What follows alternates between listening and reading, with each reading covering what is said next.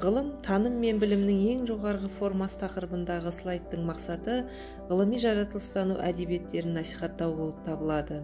Адамзат өзінің даму тарихы барысында қоршаған әлемді танып білудің және игерудің бірнеше тәсілдерін меңгерді. Сондай тәсілдердің біріне сөзсіз ғылымды жатқызуға болады. Ғылым қоғамның рухани мәдениетінің құрамдас бөлігі болып табылады. Адамзат дамуының белгілі бір кезеңінде ғылым дами келе қоғамдық сананың дербес формасына айналды. Себебі қоғамдағы сан салалы мәселелер ғылымның көп жағдайда араласуымен шешіледі. Ғылым табиғат, қоғам және сана туралы білімдерге бағытталған зерттеулер сферасы.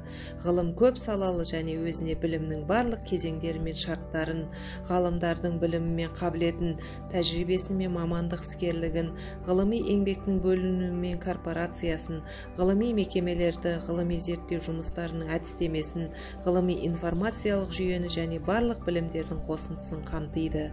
Адам өмірінде ғылымның орны мен рөлін түсіну осы уақытқа дейін аяқталмаған күрделі процесс.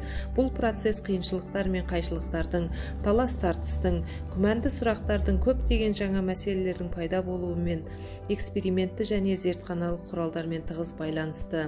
Жаратылыстану адамзаттың рухани мәдениетінің айырғысыз құрамдас бөлігі.